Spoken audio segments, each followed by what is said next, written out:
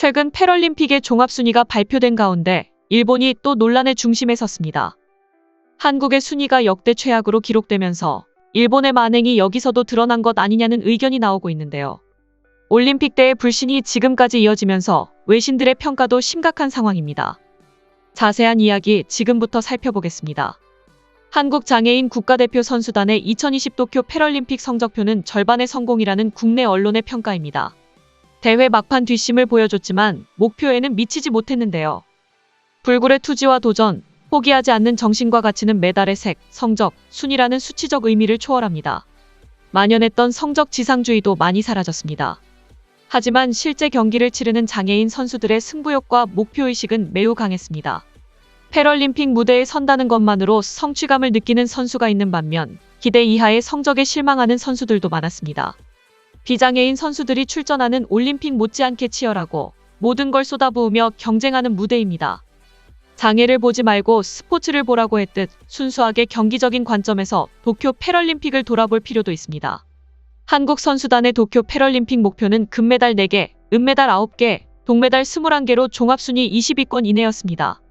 5일 대회 일정을 모두 마친 한국의 성적은 금메달 2개, 은메달 10개, 동메달 12개로 41위에 자리했습니다. 마지막 날 배드민턴의 김정준이 단식에서, 김정준과 이동섭이 복식에서 은메달 2개를 획득하고 4일 보치아 대표팀이 패럴림픽 9회 연속 금메달로 레이스에 힘을 보탠 장면은 인상적입니다. 2008 베이징 대회 13위, 2011 런던 대회 12위, 2016 리우 대회 20위와 비교하면 하락세를 확인할 수 있습니다. 1968년 처음 출전한 텔아비브 대회 이후 53년 만에 가장 낮은 순위입니다. 역대 최고 성적은 1988 서울대회의 종합 7위입니다. 가장 많은 메달이 걸린 기초 종목 수영, 육상에서 단 한 개의 메달도 나오지 않았습니다. 리우 대회 3관왕의 주역 수영 조기성이 참가에 만족했고 육상의 전민재는 세월의 흐름을 막을 수 없었습니다. 양궁은 1968 텔아비브 대회 이후 53년 만에 메달을 따지 못했습니다. 종합 1위를 차지한 중국과 개최국 일본에 크게 밀립니다. 인도, 태국, 말레이시아 등 아시아 국가들보다 아래에 자리했습니다. 색을 구분하지 않고 메달의 총개수로 매긴 순위가 공동 15위인 점은 그래도 위안을 삼을 만하지만 여전히 아쉬운 게 사실인데요. 효자 종목 탁구는 이번 대회에서 금메달 1개, 은메달 6개, 동메달 6개를 따내며 제 몫을 톡톡히 했습니다. 메달 쏠림의 이면이기도 합니다. 21년 만에 패럴림픽 무대를 밟은 남자 휠체어 농구는 스페인, 터키 등 강호들을 상대로 대등하게 싸웠으나 4쿼터 고비를 넘지 못했습니다. 체력 저하로 집중력이 흐트러지며 코트 밸런스를 잃고 턴오버를 남발했습니다. 휠체어 농구뿐 아니라 유독 잘 싸우다가 막판 승부처에서 패하는 장면이 여러 종목에서 나왔습니다. 국내에서는 성적 부진의 이유로서 평균 나이와 관련해 세대교체 필요성도 언급하고 있습니다. 이번 대회에 출전한 한국 선수 85명의 평균 나이는 40.5세. 도쿄 패럴림픽의 선수를 15명 넘게 보낸 국가 중 평균 연령이 가장 많습니다. 유망주 발굴이 쉽지 않은 환경이기에 자연스레 세대교체가 더딘 편입니다. 이현옥 대한민국 선수단 총감독은 고령화와 세대교체는 매번 패럴림픽에서 많이 받는 질문이다. 리우 대회 이후 많은 예산을 투입했지만 하향 평준화가 되지 않았나 생각한다며 엘리트 선수에 대한 집중과 가능성 있는 선수는 차별화는 특별훈련이 필요하지 않을까 생각한다고 말했습니다. 물론 부진의 원인을 단순히 나이와 얕은 선수층으로만 설명할 수는 없습니다. 전문성 있는 인력 보강을 통한 체계적인 관리가 필요할 것으로 보입니다. 이러한 세대교체 문제에도 그들은 변함없는 높은 투지와 도전 정신을 보여줬습니다. 하지만 최악의 성적 무대가 일본임이 더 크게 작용하여 여러 가지 의혹이 제기되고 있는 상황입니다. 이미 올림픽 때부터 일본을 향한 세계의 의혹은 끊임없이 제기됐습니다. 일본이 다른 국가 선수들에게는 골판지, 침대 등 열악한 시설과 환경과 시설을 제공하면서 일본 선수들에게는 별도의 호텔 시설을 마련해줬던 것이 대표적입니다. 이러한 상황이 이어지면서 외신들의 평가도 심각한 상황입니다. AP통신은 도쿄올림픽 폐막을 전하며 영원히 기록될 가장 이상한 올림픽이 막을 내렸다고 평가했습니다.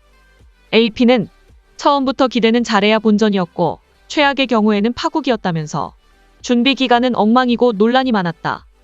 대회 기간 내내 걱정스러웠지만 대체로 경기 결과를 제외한 사고는 없었다고 강조했습니다. 이어 최대 약 17조 2천억 원에 달하는 엄청난 개최 비용은 선수들이 떠나고 난 뒤 도쿄에 영향을 미치게 될 것이라고 덧붙였습니다. 로이터 통신은 전례 없는 이벤트가 예상대로 이상하게 끝났다면서 일본은 당초 예상보다 2배 늘어난 150억 달러를 떠안게 됐지만 관광 활성화는 없었다고 지적했습니다. 그러면서 엄격한 코로나19 대책과 전 세계적인 변이 확산 때문에 올림픽은 일본이 원했던 만큼의 재정적 소득과 환희가 부족했다고 보도했습니다.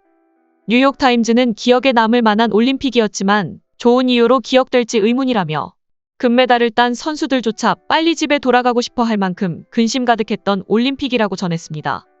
영국 BBC 방송도 현대사에서 가장 논쟁적인 스포츠 행사 중 하나라면서 이번 대회가 코로나 올림픽으로 기억될 것이고 성과를 거둔 도박이었다고 평가했습니다. 다만 올림픽을 강행한 것이 현명했는지 평가를 받으려면 시간이 걸릴 것이라고 전망했습니다. 이에 외국인들은 일본의 편향적인 대회 운영은 길이 기억될 것이다. 앞으로 일본에서 이런 국제대회는 안 하는 게 좋을 듯. 다음 올림픽 때 어떻게 감당하려고. 일본 정부는 톡톡히 대가를 치를 것이다. 역대 최악의 올림픽이라는 말에 공감한다라는 반응을 보였습니다. 다음은 패럴림픽 한국 소식을 접한 일본 네티즌들의 반응입니다. 장애인 올림픽의 탁구는 한국의 동무대죠. 올림픽 탁구가 전혀 눈에 띄지 않았기 때문에 정말 다행이라고 생각합니다. IOC의 한국 선수촌 정치적 현수막 철거와 검소한 저칼로리 도시락, 악수 거부와 MBC 보도 윤리 문제 등의 화제를 휩쓸려 선수들의 활약이 전혀 두드러지지 않았습니다.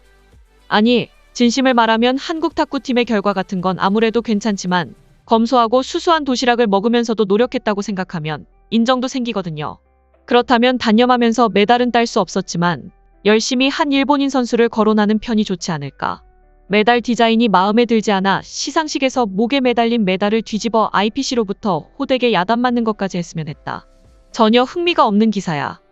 하지만 보이콧을 마구 외치던 것 치고는 기쁜 듯이 보도하는군. 한국 미디어씨.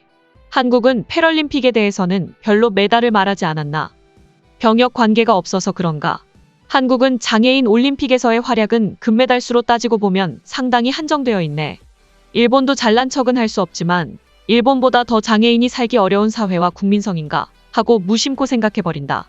일본한테 지면 억울한데 중국한테 지면 억울하지 않네. 중국의 속국으로 전락한 한국에 돈은 없다. 한국 따위 관심 없어. 굳이 기사화할 필요가 있나. 지금까지 한국의 패럴림픽 소식을 접한 일본 네티즌들의 반응이었습니다. 구독과 좋아요, 알림 설정은 큰 힘이 됩니다. 여러분의 작은 행동이 대한민국의 국격을 높입니다. 이 소식을 널리 알려주세요. 세상의 모든 소식을 담은 올인박스는 내일도 최선을 다하겠습니다. 감사합니다.